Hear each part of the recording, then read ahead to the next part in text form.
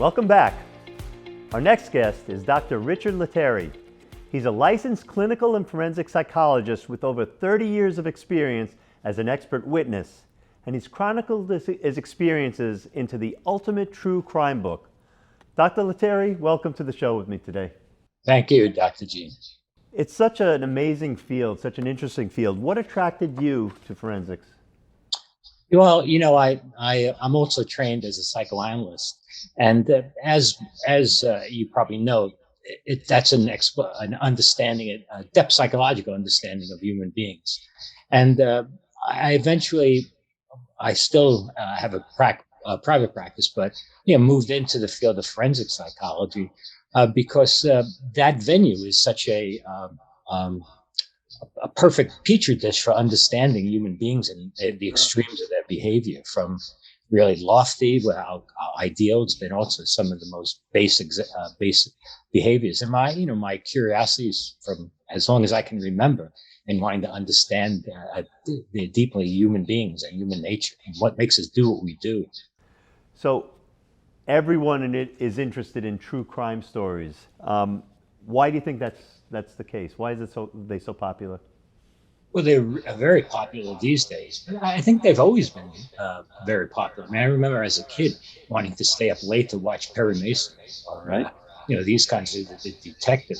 But now with the media being where it is, there's so many venues for people to express their interest in various forms of criminal justice.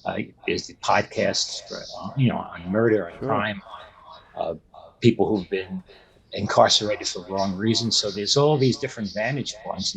So let me ask you, when you read stories that are written, you read it with a critical eye from a perspective of being in the field. How do you view the entire genre of things that are going on with true crime stories?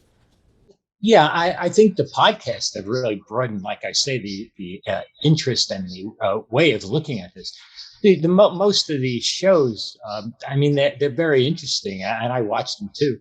But they tend to have a perspective on like Law and Order, for example. It's on how the police and the prosecutors attack vicious crimes. I think, and all that's really interesting. And like I say, I watch it. I think that it could be broadened. I hear that I read that the Law and Order is going to have now an aspect of it from the defense point of view. I think that would be interesting too, because it will broaden an understanding of what drives people, prosecution, criminals, defense attorneys. So I think that kind of broadening of it would be. You wrote a book, Decoding Madness. Tell me about it.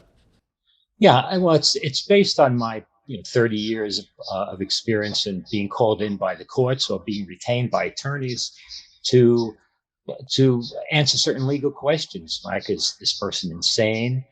Violence potential. Is this teenager, for example, they want to try him as an adult? Does that seem reasonable to do? Is that unfair? Is he too immature? Do you have to evaluate his level of maturity? Or, the real horrendous crimes of multiple murders. And is this man, did he know what he was doing at the time of the crime? Did he know what was wrong, or was he psychotic? What was driving it? What was his state of mind at the time? That's usually with forensic experts. This entire topic is so fascinating. Where can people find out more about you and about this topic? Yeah, you can find out about me from crimepsychologist.com on the internet. Thank you so much for joining me today.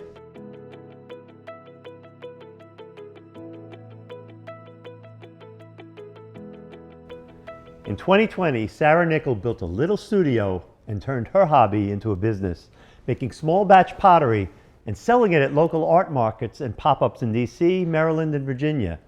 She's here today to share how she turned her passion into a business. Welcome to the show. Thank you. Thank you so much for having me. Thanks for joining me. Now, this is beautiful, beautiful stuff. How did you ever get started with ceramics?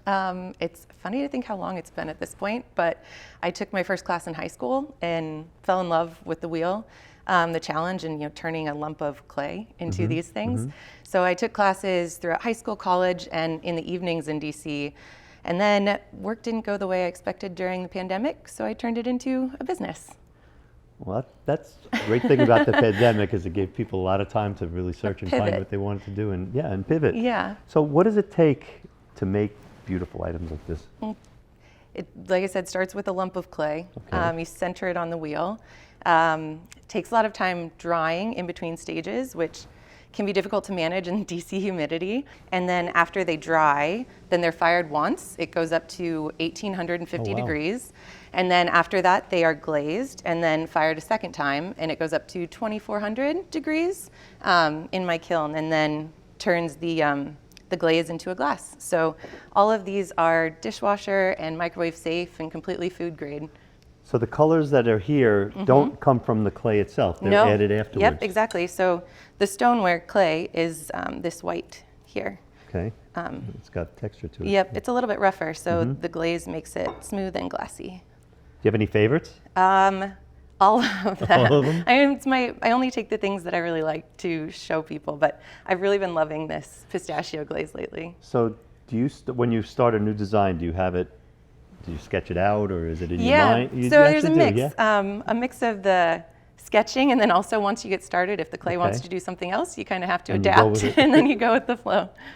And then the etching and the, like some of these have beautiful design on it. Yep. So this you'll actually with a knife. A or some hand sort- carve, hand yep, carve. yep. And that's before it goes through Yep, the when process. it's still Wow, what kind a- of damp. What an amazing thing to build something, to create it, and then to have it in front of you in all these different shapes and sizes. Thank you. So when you go to these markets, I guess people must say, "Can you make this for me?" or "Can you make that?" Absolutely, so and you I have love to commissions? do that. Oh, Yes. that's great. Yeah, and my calendar is on my website. I keep it updated. Tell me where people can learn more about you. Yeah, so my website is sarahnicholceramics.com. Okay. My Instagram is at sarahnicholceramics, where I keep some photos of things in process and updates on where I'm going to be. Beautiful pieces of art. Thank you so much. And we have to take a short break, but there's much more in Finding the Good Life to come. So stay with us. Thank you.